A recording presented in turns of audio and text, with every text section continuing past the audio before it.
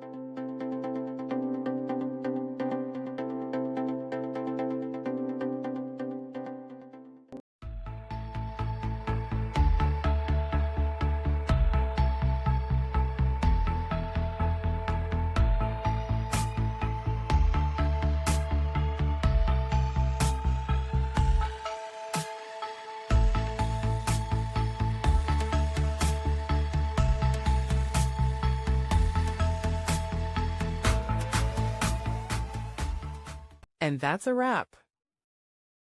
I hope you found the answer you were looking for. If you did, take a second to hit that subscribe button. It really helps out. And let me know in the comments which solution worked best for you. See you next time in the debug zone.